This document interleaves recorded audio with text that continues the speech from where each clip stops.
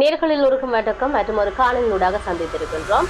NPP அரசாங்கம் ஆட்சிக்கு வந்து இத்தனை ஆண்டுகளாகி என்ன செய்து கொண்டிருக்கின்றார்கள் என்ற மிகப்பெரிய கேள்வி இருக்கின்றது. உண்மையிலேயே அவர்களுடைய நகர்வுகள் என்ன, கொடுத்த வாக்குறுதிகளை நிறைவேற்றுகின்றார்களா இல்லை என்கின்ற மக்களால பெரிதும் குற்றச்சாட்டுகள் முன்வைக்கப்பட்டிருக்கிறது. இது எவ்வாறு இருக்கின்ற பொழுது இன்னொரு விடயத்தை நாங்கள் சிந்திக்க வேண்டும்.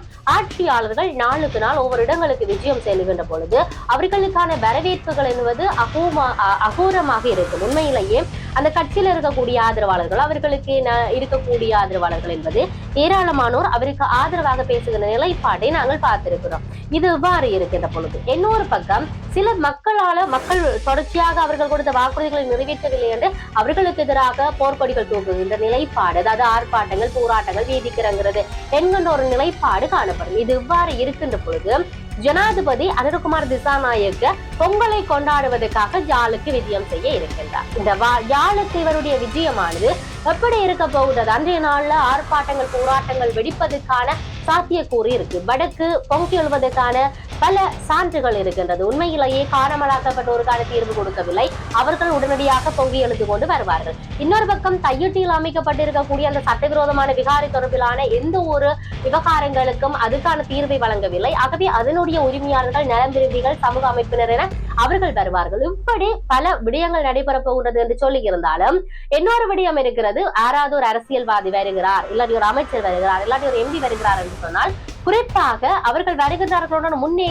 ஆயத்த நடவடிக்கைகள் என்பது ஏராளமாக இருக்கும். அந்த வகையில தான் மக்களால் தொடர்ச்சியாக கோரிக்கைகள் முன்வைக்கப்பட்டு, மக்களாக தொடர்ச்சியாக எடுத்துச் சொல்லப்பட்டு ஒரு வீதியானது இற்றை வரைக்கும் செயற்படுத்தாமல் இருந்த வீதி இன்று அனுரகுமார திசாநாயக்க வடக்குக்கு விஜயம் மேற்கொள்ள போகின்றார் என்று சொன்னோன அந்த வீதி சப்பமிடும் பணிகள், அந்த வீதி புனரமைப்பு என்பது இடம்பெற்றிருக்கின்றது.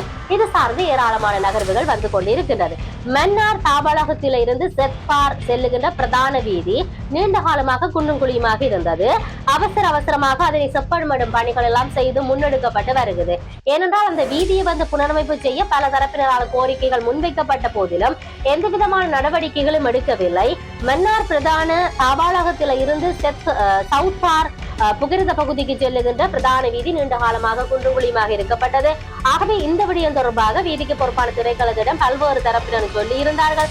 ஆனால் ஒரு நடவடிக்கையும் எடுக்காத அரசாங்கம் இப்பொழுது ஜனாதிபதி காற்றாலை மின் கோபுரங்களுக்கு அடிக்கால் நாட்டுகின்ற நிகழ்வுக்கு வர இருக்கின்ற நிலையில இந்த வீதி செப்பலிடும் பணிகள் துரிதமாக இடம்பெற்றிருக்கின்றது என்ற விடயம் சொல்லப்பட்டிருக்கின்றது. ஏன் மக்களால கோரிக்கைகள் முன்வைக்கப்படுகின்ற பொழுது அதை ஏற்றுக்கொள்ளாத அரசாங்கம், அதை ஏற்றுக்கொள்ளாத அதிகாரிகள், அது சார்ந்து நடவடிக்கை எடுக்காத எம்பிமார்கள் இன்று நமது நாட்டின் தலைவர் வரப்போகின்றார், நமது நாட்டினுடைய ஜனாதிபதி வரப்போகின்றார் என்கின்ற பொழுது இப்படியான வீதிகளை செய்கின்றார்கள். அமைச்சர்களாக இருந்தால், எம்பிக்களாக இருந்தால், ஜனாதிபதிகளாக இருந்தால் இந்த வீதியால வந்தா தான் தெரியும் மக்கள் இச்சை நாள் பட்ட கஷ்டம் துன்பங்கள் எவ்வாறு இருக்கும் என்று சொல்லி இவர்கள் வருகிறார்களோட வீதியை பூசி மழுகி ஒரு நாள்ல செய்கிற வீதி 4 நாளுக்கு மழை பெய்யும் வந்தால் அது தார் தனியாக கல் தனியாக வீதி மீண்டும் பள்ளம் பொட்டி குழியுமாக இருக்கின்ற நிலைப்பாடு காணப்படுகிறது. ஆகவே எது அப்படி இருந்தாலும் நீண்டதொரு காலத்தை கொண்டு செயற்படுத்துவோமாக இருந்தால் மாத்திரம்தான் அந்த வீதி நீண்டகால பாவனையை கொண்டிருக்கும். அது மக்களுடைய தேவைகளுக்கு ஏற்றவாறான அவர்களுக்கான ஒரு பாதுகாப்பாகவும் இருக்கும் என்பதை நாங்கள் இந்த இடத்தில் சொல்லக்கூடியதாக இருக்கிறது. இதற்கான உதாரணத்தை சொல்லலாம். தித்ரா புயல் காரணமாக முல்லைத்தீவுக்கு செல்லக்கூடிய ஒரு வீதியானது பிரதான வீதி, அதில் இருக்கக்கூடிய பாலம் உடைந்திருந்தது. அந்த பாலத்தை வந்து செய்து முடிப்பதற்காக இந்தியாவில இருந்து பொறியியலாளர்கள் வந்திருந்தார்கள், பணியாளர்கள் வந்திருந்தார்கள். அதே போன்று ஹெலிகாப்டர் ஊடாக, விமானத்தின் ஊடாக அதுக்கு தேவையான பாகங்கள் வரவழைக்கப்பட்டது. இரவு பகலாக தொடர்ச்சியாக அங்கு முன்னெடுத்திருந்தார்கள் வேலை திட்டத்தை. 12 நாட்கள் 13 நாட்களை கடந்த அந்த பாலம் அழகாக போடப்பட்டிருந்தது. அதிகளவிலான யூடியூபர்கள் அந்த இடத்துக்கு சென்றிருந்தார்கள், காணொலிகளை எடுத்து பதிவிட்டிருந்தார்கள். ஆனால் இன்று மக்கள் மத்தியில அந்த பாதை தொடர்பாக, அந்த பாலம் தொடர்பிலான அதிகளவிலான அசௌகரியமாக இருக்கிறது. அதிகளவில அவர்கள் வந்து எங்களுக்கு இது சரியான ஒரு பாதுகாப்பை ஏற்படுத்தவில்லை, இல்லாட்டி அந்த சத்தமங்களால தாங்க முடியாம இருக்கிற என்கின்ற ஒரு கதைகளை உண்டு பண்ணியிருக்கிறது. ஆகவே எது எப்படி இருந்தாலும் அழகாக அமைதியாக போடுகிற பொழுது இருக்கும். எங்களுக்கு அந்த நேரத்துக்கு உதவியதுக்கு நாங்கள் என்று நன்றியுள்ளவர்களாக இருக்க வேண்டும்.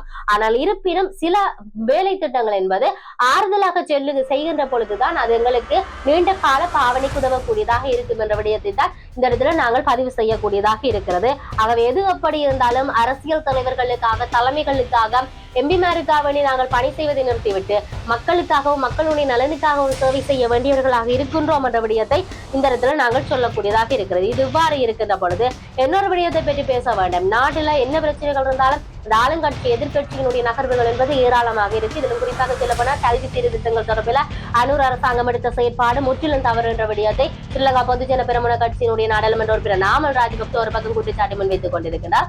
அதே போன்று அந்த கட்சியினுடைய பொதுச் செயலாளர் சாகர் காரியவசம் இன்னொரு பக்கம் குற்றச்சாட்டு முன்வைத்திருக்கிறார்.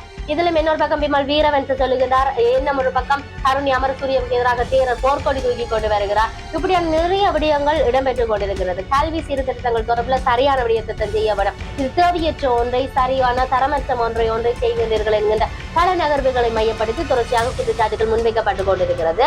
இது ஆளுங்கட்சியில் இருக்கக்கூடியவர்களுக்கு சற்று எதிர்கொள்ளக்கூடிய தன்மை. அவர்கள் எவ்வகையிலான தொடர்ச்சியாக முன்னெடுக்க போகிறார்கள் இது ஆகவே தொடர்ச்சியாக குற்றச்சாட்டுகள் முன்வைக்கப்பட்டிருக்கின்றது. கட்சிகளுக்கு இடையில அரசியல் பூசல்கள் இடம்பெறும், தந்திரோபாயமான காய நகர்த்தங்கள் இடம்பெறும். இதெல்லாம் இப்படி இருந்தாலும் உண்மையில ஆளுங்கட்சி எப்படி அதுல இருந்து மீண்டு வரப்போகிறது, எதிர்கட்சிக்கு எப்படி பதிலடி கொடுக்க போகுது, எதிர்கட்சிகள் அச்சமூட்டுகின்ற கருத்துக்கள், எச்சரிக்கைகள் எல்லாம் விடுகின்றார்கள், இதுல இருந்து எப்படி மீள போகின்றது என்கின்ற விடயத்தை நாங்கள் பொறுத்திருந்து பார்க்க வேண்டிய தேவை இருக்கிறது. மற்றொரு பதிவினூடாக சந்திப்போம். வணக்கம்.